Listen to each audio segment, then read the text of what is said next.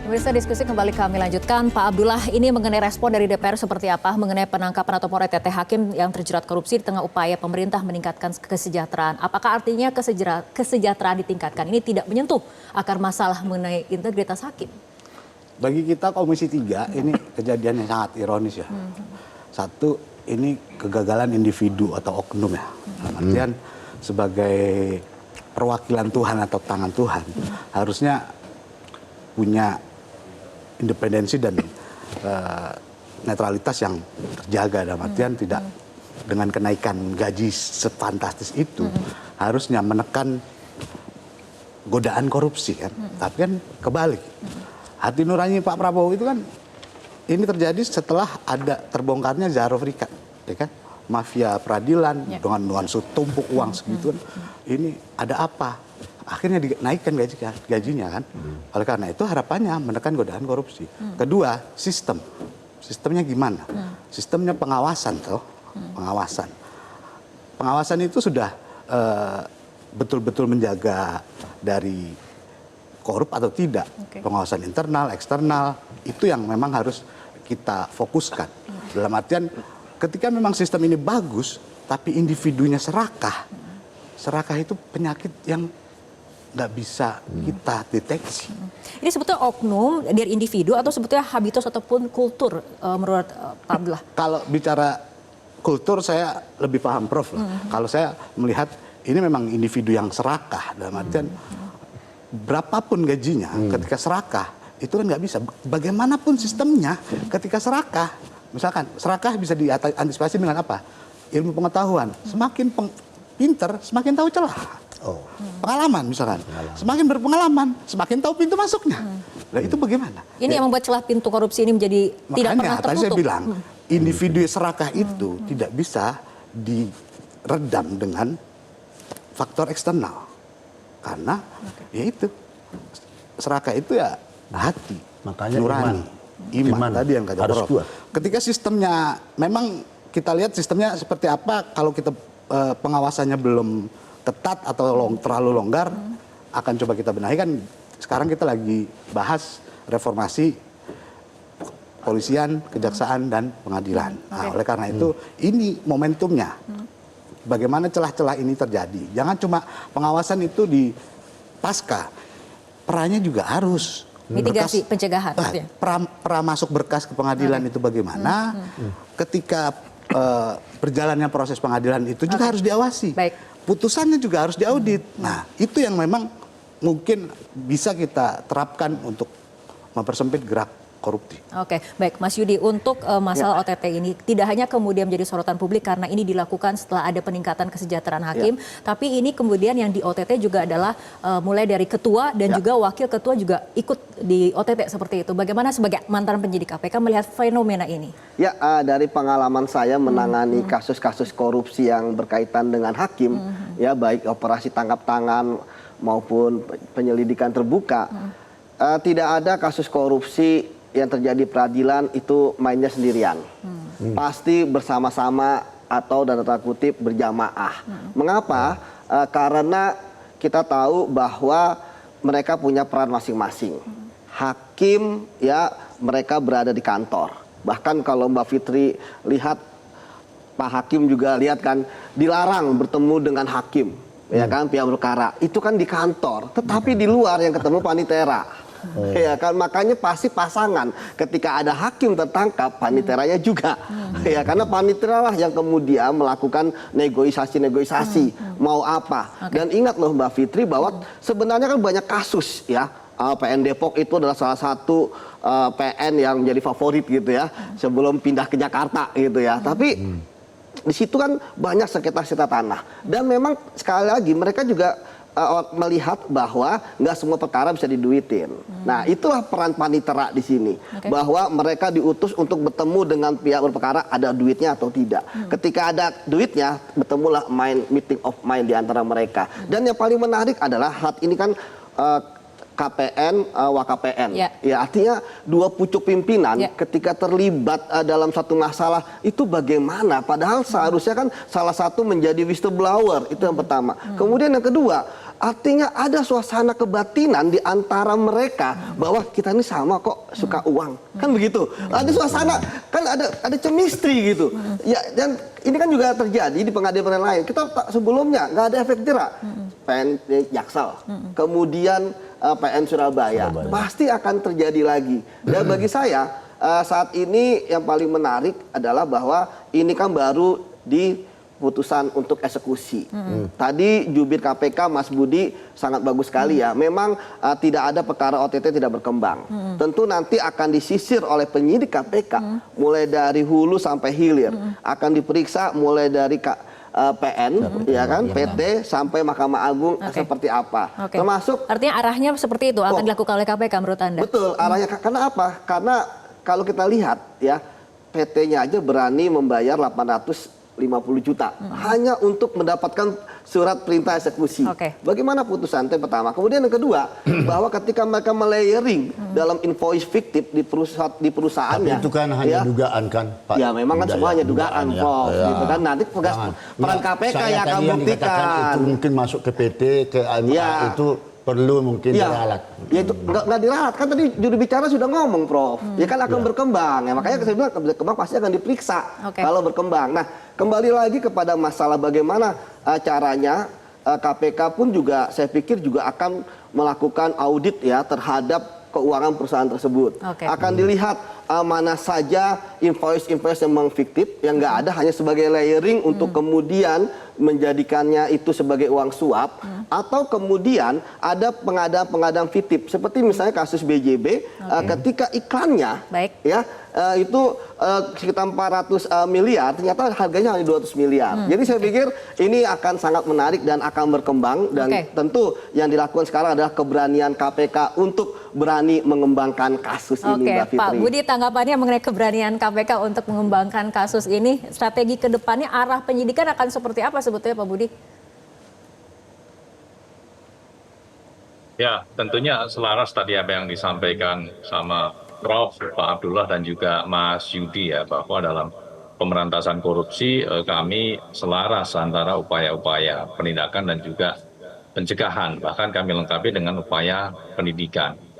Sebelum perkara ini, kami sekitar tahun 2020 juga melakukan kajian pada aspek pencegahan terkait dengan integritas di sektor peradilan. Kami memang menemukan beberapa catatan dan temuan yang kemudian kami sampaikan kepada para pemangku kepentingan, termasuk soal rekomendasi. Kalau kita bicara akar permasalahan korupsi, setidaknya ada dua, yaitu individu dan juga sistem.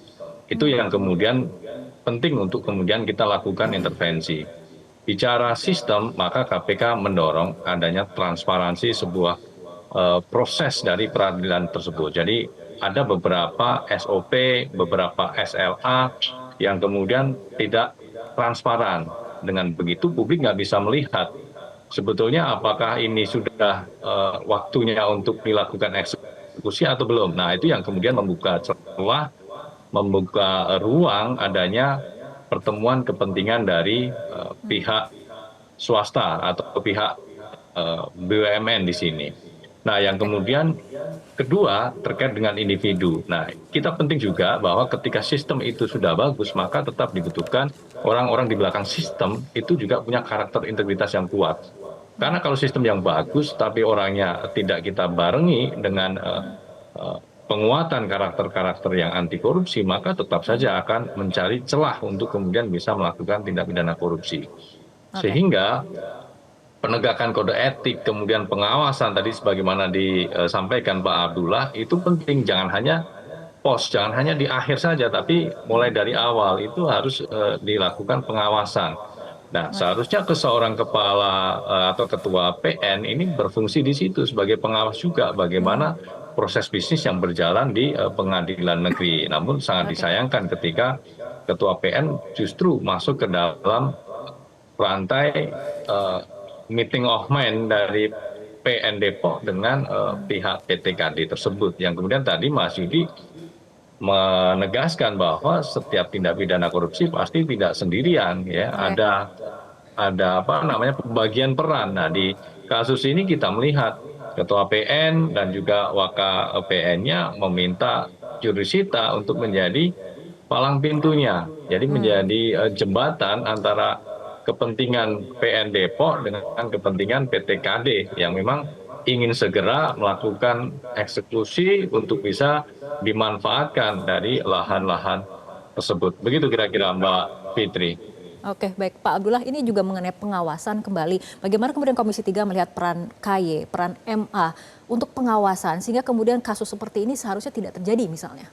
Ini selalu yang kita sampaikan, KY ini tidak punya kekuatan untuk masuk ke sisi yudikatif kan, hanya sisi etiknya. Saya sebagai Komisi 3 perlunya penguatan di Komisi Yudisial penting sekali, apalagi di internal. Internal kan ada Bawas, terus ada kepala PN yang bisa mengawasi panitera di bawah. Seharusnya. Padahal panitera itu pintu masuk yang disebutkan Mas Yudi tadi. Ini kan lucu, ya kan? Nggak logis lah. Dalam artian, sedangkan yang di OTT adalah kepala PN yang harusnya mengawasi panitera. Oleh karena itu, ini memang momentum betul kenapa Komisi 3 membentuk Panja Reformasi Kepolisian, Pengadilan dan Kejaksaan. Kita mau lihat semuanya itu lemah di sistem pengawasan. Pengawasannya seperti apa? Yang tadi saya sampaikan, pera itu masuk berkas ke panitera, ya kan? Di situ. Nah itu pintunya. Habis itu pas proses pengadilannya seperti apa? Pasca putusannya seperti apa? Itu harus pengawasannya memang harus ketat dan melekat. Oke, baik. Prof, sebetulnya ada tidak sih sistem deteksi dini untuk melihat putusan ataupun pola perkara yang mencurigakan?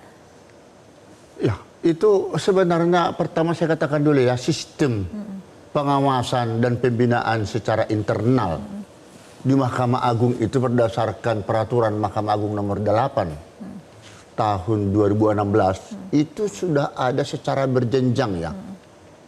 Antara atasan ke bawahan. Bahkan itu diperkuat dengan maklumat nomor 1 tahun 2017. Di sana ada satu penindakan tegas apabila bawahan tidak diawasi secara maksimal oleh atasan, maka atasan itu akan dikenakan sanksi pemberhentian dari jabatan. Bahkan kalau secara administratif menurut PP nomor 94 tahun 2021 itu diberikan hukuman disiplin. Nah jadi sebenarnya ini aturan-aturan ini sudah sedemikian rupa dibuat, tapi apakah sampai sekarang ini dilaksanakan secara konsisten dan berkelanjutan? Nah ini kita yang belum tahu ini. Anda sebagai hakim juga merasakan hal seperti itu? Artinya sangat sistem merasakan. sudah ada jadi tapi tidak berjalan? Formalitas. Seperti di pengadilan itu ada zona integritas tertulis termasuk di PN Depok saya lihat. Lah semua orang tidak bisa melakukan korup. Tapi ternyata itu hanya lip service. Nah ini yang harus menjadi perhatian memang buat pimpinan, mohon maaf ini pimpinan di Mahkamah Agung, ya kan? Sekarang MA. Kemudian itu internal ya. Jadi kalau memang ini konsisten dengan adanya Perma nomor 8 tahun 2016 dan maklumat nomor 1 tahun 2017 ini, ya itu diberdayakan saya kira ini semua akan bisa merasa takut. Bahkan saya juga tegas di sini kalau memang sudah dibina, diawasi, ada istilah kan dibinasakan. Jadi hakim-hakim yang akhirnya tidak mau sama sekali lagi karena apakah kultur ini kan individu tadi ya. Sudah bermental baja, ini saya kira perlu. Ya, makanya di dalam rekrutmen calon hakim ke depan sebenarnya ini penting sekali saya katakan. Carilah hakim yang mempunyai panggilan hati nurani. Yang takut akan Tuhan, berintegritas. Caranya bisa juga melihat daripada pengalaman, track record ya seperti itu ya. Dari putusan-putusannya yang profesional begitu. Jadi tidak hanya karena mencari hakim di daerah karena nggak pernah dia misalnya menghadapi persidangan yang menarik perhatian. Oke, Setelah baik, di kota Prof. dia Saya akan ke Mas Yudi dulu. tergoda. Oke, baik. Nah, terima mengenai integritas hakim sendiri ataupun pola korupsi yang dilakukan oleh hakim, tadi dikatakan ada pengawasan sebetulnya dari internal sudah ada Bawas, ada KY seperti itu. Ya, eksternal Sistem ada. sudah ada, tapi kemudian tidak berjalan. Ini artinya apakah dengan kondisi seperti ini pola koruptif akan terus berulang, Mas Yudi, walaupun kemudian kesejahteraan sudah dinaikkan dengan fantastis? Dalam teori korupsi itu kan banyak terjadi mengapa orang melakukan korupsi. Pengawasan lemah, ya, kebutuhan hidup, ya, sistem. Tetapi ada satu hal yang harus digarisbawahi, itu greed, rakus. Bahwa sebenarnya korupsi-korupsi yang terjadi ketika kewenangan yang begitu besar, ya, kemudian sifat yang rakus. Ketika sifat yang rakus, gajinya sampai miliaran pun sebulan tetap tidak akan mencukupi. Dan ingat bahwa dalam kasus korupsi, orang tidak pernah sekali melakukan korupsi, pasti sudah berkali-kali sebelumnya. Itu yang pertama. Kemudian yang kedua, nggak langsung besar, ya, pasti dari yang terkecil. Ya, dan kemudian yang ketiga, nggak tiba-tiba begitu dia jadi pejabat, dia kemudian korup. Enggak, pasti dari pegawai bawah dulu gitu. Dia sudah melakukan korup. Jadi ala bisa karena biasa. Cara untuk memutus rantai seperti ini memang agak sulit. Apalagi ternyata mereka bertemu dengan kultur, kemudian dengan sistem yang sama. Sistem ekosistemnya itu ketemu. Ya, kayak ini kan dalam beberapa kasus ya, ekosistemnya ketemu. Ya, bagaimana mereka ternyata hakim sama hakim yang tahu hukum. Hakim ini adalah orang yang tahu hukum loh. Jadi mereka tuh paham bahwa ini nggak boleh, itu tidak boleh. Jadi bahkan saya selalu mengatakan ketika misalnya sosialisasi anti korupsi ya kepada hakim agak sulit. Kenapa? Ya kita nggak ngajarin ikan berenang. Karena mereka sudah paham. Bahkan kemarin yang ketangkap di PN oleh kejaksaan gitu, teman-teman kejaksaan, hakim tipikor, ya kan, yang sudah paham ngelotok membahas tentang korupsi. Jadi artinya hakim tidak khawatir melakukan korupsi itu karena apa? Karena kewenangan yang begitu besar? Karena mental mereka udah teruji, itu yang pertama. Yang kedua, itu tadi masalah iman. Ya, kedua iman Ya. gitu ya. Yang ketiga, tidak takut akan Tuhan, tidak takut akan Tuhan. Yang ketiga, bertemu dengan lingkungan yang sama. Inilah ekosistem ya. Ekosistem. Mbak Fit, saya ingin menyoroti ya, mungkin MA juga melihat ini ya, bahwa kalau misalnya orang-orang bermasalah, toksit, berkumpul di tempat yang sama, ya kira-kira hanya orang toksit yang tahu tentang toksit, hanya koruptor yang tahu tentang koruptor. Itu bagi saya sangat berbahaya. Itulah misalnya pola rotasi, mutasi. Saya pikir gini, kalau kita bicara mengenai fenomena gunung es, ini tentu ada fenomena gunung es yang terlihat belum tentu sedikit dibandingkan yang tidak terlihat. Kemudian semoga ini menjadi kotak Pandora, ya, yang bisa membuka suatu kasus bahwa ini terakhir loh, jangan sampai ada KPN atau hakim-hakim berikutnya, karena gajinya sudah besar dan paling penting adalah ini adalah harapan masyarakat, karena yang dilawan kalau saya lihat ini kan masyarakat melawan perusahaan PT, gitu kan, artinya keadilan harus ada di situ. Oke, bapak-bapak, kita akan lanjutkan kembali perbincangan Prof sebentar, kita harus ikuti jeda berikut terlebih dahulu. Jelajahi cara baru mendapatkan informasi. Download Metro TV Extend sekarang.